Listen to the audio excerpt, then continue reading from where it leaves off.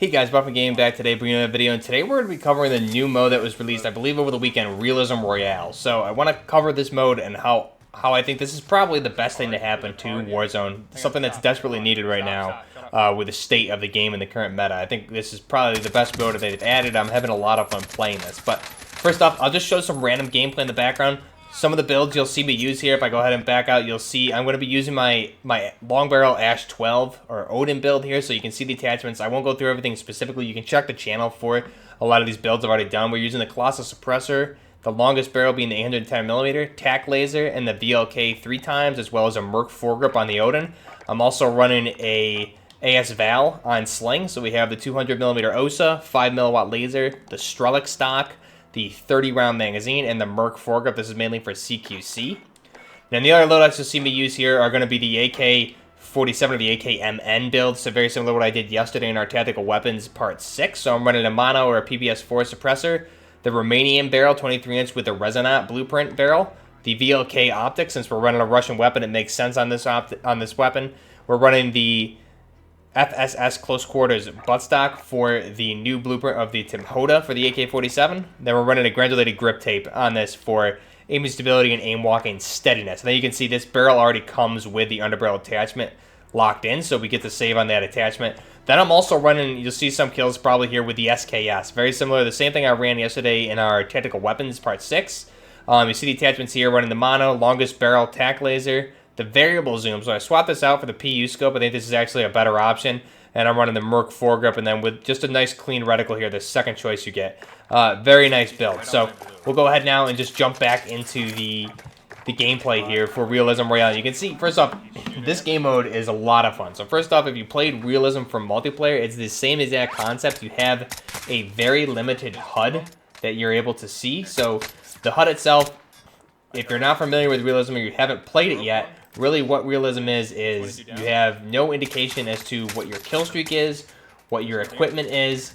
Basically, you have no minimap. So this is really the purest form as to what Infinity Ward wanted the game to be played as. So your field equipment, you can know if you have one by a small white circle indicated on the bottom right-hand corner of your screen.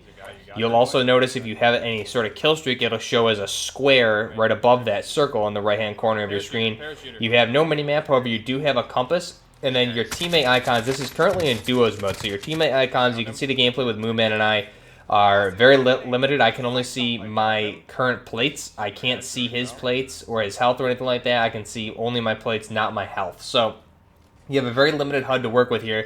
And the same concept as Realism in Modern Warfare multiplayer is that the minimap only shows up when you pop a UAV. So heartbeat sensors, I feel, are very key here. And I just noticed the gameplay mechanics itself, the way this makes you play is really, if anyone remembers the marketing for Modern Warfare, this is really how Realism mode is technically how Infinity Ward wanted the mode or the game multiplayer itself to be played. And then there was a big fuss with the community about the minimap not being there and how nobody wanted to chase the red dots, but they wanted to be able to look at the minimap. And I noticed just right now by playing this, obviously in multiplayer was one thing, very similar story there, but here with Warzone in Battle Royale for Realism Royale, you notice there's no minimap, so no one can see the vehicles on the map at all. Nobody can see where the fire is coming from on the map at all. No one can see, like I said, approaching vehicles or even vehicles that are not in use do not show up on the map. You cannot see contracts. So you're very, very reliant on your sense of situational awareness and how you tactically play. So whereas regular Warzone right now, just core Warzone itself, I feel rewards players that are kind of dumb in the sense of situational awareness, and they're typically just going to run a Kilo, an MP5, or R900 Dragon's Breath, and just kind of like sit around and not do anything and make stupid plays, and they're rewarded for that. Now in Realism Royale, you can't do that because you're not reliant on, you can't rely on your minimap. You can't see where people are unless you have a UAV. Heartbeats are that much more crucial in this game mode. This is really, like I said, the purest form that the game should be played. And there's just a lot of situations that I noticed playing in this, going into buildings where I feel so much more confident in close quarters situations, pushing into buildings when people are pushing me, because people can't look at the minimap, they can't see indications as to where you are. Tagging and pinging is a little bit different in Realism. It's just much more difficult. People can't charge in with an MP5 and crush your entire team because they don't know where you are specifically. So you have a big advantage by holding positions in certain spots. Like I said, all situational awareness, you need to be paying attention to your surroundings as well as your audio cues. If you have a good headset, you can hear people, and that's really crucial. And also the heartbeat sensor has come in pretty clutch in this game mode as well. So this is just a lot of fun to play. I have one win with Moo here that we got, and just every other game has been top 10, top 5 easily. And I don't feel like I'm being outplayed at all. It's just really people that are rotating earlier and are really... you know, they're just winning the gunfights. Maybe they have position in front of me. So it's not, you're not getting killed by the standard meta weapons also, which is very nice to see in this game mode. I saw a few kilos, but not too much. And again, I'm winning a lot of these gunfights, which is a lot of fun. So you really can go in using weapons that you may not typically use and have good success with them as well, which is a lot of fun to see here. And you'll see it just in the gameplay. Like I said, I'm using the Ash 12 as well as the AS Val setup, and that actually came in very, very clutch because someone pushed into my building in the beginning here. We had a contract on myself, and this guy pushed into the building solo, whereas typically you would expect him to have an MP5 or Dragon's Breath or something like that and just push in. And typically when someone pushes into your building, I feel like you're instantly at a disadvantage when you're holding a position such as a building. If your team's holding a building, if a team walks in, typically they win that gunfight because they have MP5s or Dragon's Breath R90s, and they're able to just push a house and crush your whole team and take the house. And in this mode, it's completely different. And this happened a lot in the gameplay with Moo and I, where we may be holding a building or something like that, and people would push in and we can easily take them because we can hear them before they can hear us, or we just know where they are and we're able to set up, and they're not able to just carefree charge up because they don't have a minimap. So it puts you kind of, everyone's very hesitant and standoffish to really push in fights, I notice, and that's a good thing. And like I said, one of my bounties pushed me, and I had an AS Val.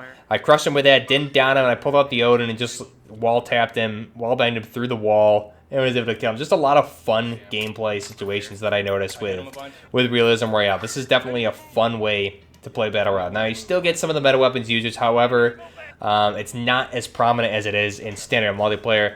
I really haven't seen that many rose skins either, which is interesting. The dark rose skins and the MP5s and the kilos that are bunny hopping around with their $200, $300 controllers. You don't see a lot of that, at least from the limited time I played. I played for probably about maybe 3 hours today in Realism Royale, and it definitely is a completely different night and day type of experience versus the core Battle Royale for Warzone. I think this really brings the fun back into the game, and like I said in the beginning of the video, it's really how the developers initially wanted Modern Warfare to play. So this is actually really nice to see in Warzone. Now, I know this came out previously in Warzone. I want to say it was back in Season 4. Maybe they had a limited time mode for this, or one of the weekend limited time events for Realism Warzone. I don't think I really got to play it then, but this time around, it's duos right now, and it is a lot of fun to play. Like I said, just you can go in with any weapon, I feel, and feel pretty confident if you are able to understand your surroundings, situational awareness, and use audio cues to your advantage, as well as maybe heartbeat sensors. You don't get a lot of the things that make Warzone not fun and frustrating. You don't really experience it too much in Realism Royale, and part of that is due to really the audience that plays Realism in general. If we go back to multiplayer, when I was playing Realism, that was really the only mode I played in multiplayer before Warzone when I was playing multiplayer. Realism is really the only mode that I found fun, and that's because there's a different type of player base that plays Realism modes. It's those more tactically geared tactical shooter fans that are more geared towards moving slower. Like I said, being aware of their position, their surroundings, things like that. People that are probably like your typical Sandstorm Tarkov players, this really suits that play style because you really need to pay attention to what's going on around you. So it's a different audience, player base that's playing these Realism modes, and it really makes for a completely different experience that is, in my mind, is much more fun than base Warzone. So hopefully this doesn't get removed from the game tomorrow on Tuesday, because typically they do updates on Tuesdays and Fridays. And these type of modes get removed on a Tuesday if they come out Friday. So I'm hoping this doesn't get removed. I wanted to put this video out there, even though the gameplay may not be awesome. I wanted to put this video out because if it is removed tomorrow, I want you guys to see what It really is, and I want to talk about it and bring awareness to this type of mode, because if it is around tomorrow, I highly recommend you get a duo partner and play this. This is a lot of fun. Communication, very key. Again, you can't see your plates, your money, things like that. You need to hold your, like for example, me on PlayStation, you need to hold down on the D-pad to know how many plates you have, how much money you have, how much ammo you have. You don't know how much is left in your weapon at all for magazine count. You don't know how much is left in your mag. You really have to just kind of be paying attention, reload when you need to. You don't know if you have 20 shots left or 1 shot left. There's no way to tell. So definitely a lot of fun. I think this is a mode, if you haven't tried it, get a duo partner and go ahead and give it a try. For me, it completely changes the Warzone experience. I'm having a lot of fun with this mode, and I'm sure you can tell just I'm excited to play it. I think this is a lot of fun. If this is still around for stream on Wednesday, we may just run some duos with this. I think this is a lot of fun to play. And like I said, different experience, different player base, a lot of different engagements. Just all the engagements you're going to get into seem night and day different from base Warzone. So let me know down below what you think of Realism Warzone. Have you tried it out? Are you going to try it? Are you not interested? Let me know why down below in the comments. Also, if you're not subscribed to the channel, be sure to subscribe to the channel for much more weapon conversions for not only Modern Warfare and Warzone, but also Black Ops Cold War. We'll be covering those, favorite weapon series, etc. And give the video a like too. Definitely helps out channels like myself. So thank you all very much. I hope you enjoy Realism Royale. Let me know down below. I'll leave you guys with that. This is Buffner Gaming for Realism Royale being the best mode in Warzone. Till next time, Buffner Gaming. Out. Screwed up my aim. We should not have won that. That was so terrible.